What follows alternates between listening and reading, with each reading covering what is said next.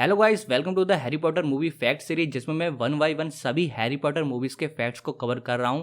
फिलहाल अगर आपने इस सीरीज के अदर फैक्ट्स वीडियो को नहीं देखा है तो मैंने इस सीरीज का लिंक डिस्क्रिप्शन में दे रखा है, जहां से वो आप सभी वीडियो देख सकते हैं। तो आज मैं आपको Harry Potter and the prisoner of Azkaban movie के कई ऑसम अननोन फैक्ट्स को आपके साथ शेयर करने वाला हूँ, जो आपको जरूरी पसंद आएंगे। तो बिना टाइम वेस्ट करे स्टार्ट करते हैं। बेशक ही क्रिस कोलंबस ने फर्स्ट 2 हैरी पॉटर मूवीज को शानदार वे में डायरेक्ट करके हैरी पॉटर यूनिवर्स को और ज़्यादा पॉपुलर करा था, और फिलहाल उनके कॉन्ट्रैक्ट के अकॉर्डिंग उन्होंने सभी हैरी पॉटर मूवीज को डायरेक्ट करना था। लेकिन क्रिस कोलंबस के अकॉर्डिंग अगर वो एक साथ सभी हैरी पॉटर मूवीज को डायरेक्ट करते तो शायद वो कभी भी बिजी होने की वजह से अपने बच्चों को बड़ा होते हुए नहीं देख पाते।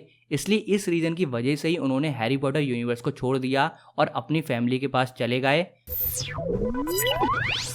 क्रिस कोलंबस के हैरी पॉटर की मूवीज के डायरेक्टर चेयर से हटने के बाद वार्नर ब्रोस इस न्यू मूवी के डायरेक्टर की सर्च में लग गया, जिसमें सबसे पहले गुलिमेरो डेल टोरो को इस मूवी को डायरेक्ट करने का ऑफर मिला। लेकिन अदर प्रोजेक्ट में बिजी होने की वजह से उन्होंने ये ऑफर रिफ्यूज कर दिया।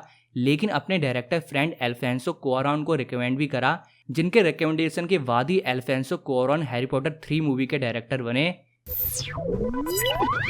रिचर्ड हैरिस की डेथ के बाद मूवी के प्रोड्यूसर को न्यू डम्बलडोर एक्टर की भी नीड थी, जिसमें वो ये चाहते थे कि प्रोफेसर डम्बलडोर का रोल सर इयान मैकलेन को मिले। लेकिन लॉर्ड ऑफ द रिंग्स और एक्स-मेन सीरीज में बिजी होने की वजह से उन्होंने ये ऑफर रिफ्यूज कर दिया, जिसके बाद ही माइकल गैम्बोन को प्रोफेसर डम्बलडोर का रोल मिला, जो उन्होंने वाकई में इस रोल में अपनी जान फूंक दी, और ये रोल उनके लिए ही अब याद करा जाता है। वैसे इस मूवी में डायरेक्टर अल्फोंसो क्वारॉन को लेकर 2 और इंटरेस्टिंग फैक्ट हैं, जिसमें पहला ये है कि उन्होंने इस मूवी को डायरेक्ट करने से पहले ना कोई हैरी पॉटर मूवी देखी थी और ना ही कोई हैरी पॉटर की किताब पढ़ी थी। इसके अलावा अल्फोंसो एक मैक्सिकन डायरेक्टर हैं, इसलिए वो यूजुअली अपने नेचर के अकॉर्डिंग काफी कर्स और एब्यूजिव वर्ड बोलते हैं, जिस वजह से जब उन्होंने इस मूवी को साइन करा था तब उस कॉन्ट्रैक्ट में ये भी कंडीशन थी कि वो कभी भी सेट पर और बच्चों के सामने कर्स वर्ड या एब्यूजिव वर्ड को यूज नहीं करेंगे।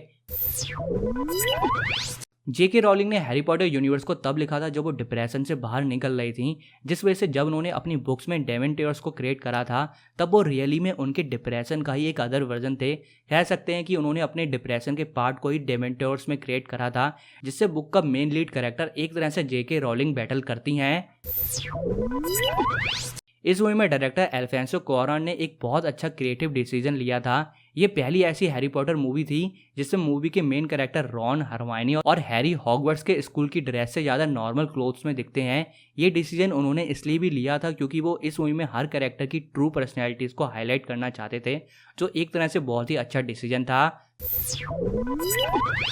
इस मूवी में fan favourite character Sirius Black भी अपीयर होता है। इसके कैरेक्टर को फिलहाल सीक्रेटिव और डेंजरस दिखाने के लिए उसकी बॉडी पर कई टैटूज को क्रिएट करा गया था, जो कि रशियन प्रिजन गैंग्स के टैटूज से काफी इंस्पायर्ड थे।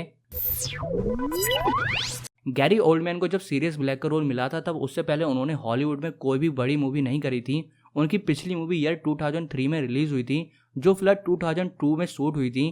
फिलहाल उन्होंने ये भी बताया था कि सीरियस ब्लैक का रोल वाकई में उनके लिए बहुत ही ज़्यादा डिफिकल्ट था, क्योंकि इस कैरेक्टर में वाकई में कई इमोशंस की लेयर थी। मूवी में दिखाया गया टाइम ट्रैवल सीन, जिसमें हरमाइनी और हैरी टाइम टर्नर की हेल्प से टाइम में बैक जाते हैं, उस सीन के बैकग्राउंड में जो घड़ी की टिक टिक की आवाज़ आती है वो इतनी थ्रिलिंग थी और जेके रॉलिंग को इतनी ज़्यादा पसंद आई थी कि उन्होंने इस टिक टिक की साउंड को ऑफिशियली हैरी पॉटर के साउंड ट्रैक का पार्ट बना लिया था। जेके रॉलिंग का कैरेक्टर प्रोफेसर ल्यूपिन का कैरेक्टर उनके रियल लाइफ टीचर पर बेस्ड था, जो चाइल्डहुड में उनकी बहुत ज़्यादा हेल्प करते थे और काफ़ी सपोर्टिव थे। इसलिए वो हैरी पॉटर यूनिवर्स में भी ऐसा ही टीचर हैरी के लिए रखना चाहती थी, जो कि हैरी की जर्नी में बहुत ही ज़्यादा सपोर्टिव हो। इसके अलावा ये फर्स्ट ऐसी हैरी पॉटर मूवी थी जिसमें राइटर जेके रॉलिंग ने मूवी के डायरेक्टर को बुक से थोड़ा हटकर मूवी में न्यू स्मॉल प्लॉट और ऐड करने की छूट दी थी, जो कि काफ़ी अच्छा डिसीजन था। तो गाइस, ये थे हैरी पॉटर 3 मूवी के अननोन फैक्ट्स। आई होप आपको ये सभी फैक्ट्स पसंद आए होंगे। यानी इसके बाद हैरी पॉटर 4 मूवी के फैक्ट्स को देखने के लिए आप राइट साइड की वीडियो पे क्लिक कर सकते हैं, और ऐसे अदर मूवी के फैक्ट्स को और एंजॉय करने के लिए हमारे चैनल को जरूर सब्सक्राइब करें, क्योंकि यहाँ पर मैं ऐसी अदर हॉलीवुड मूवी से रिलेटेड बहुत से ऑसम फैक्ट लेकर आता रहता हूँ। तो गाइस, मैं अंकित, मिलता हूँ नेक्स्ट वीडियो में। तब तक के लिए थैंक यू एंड बाय।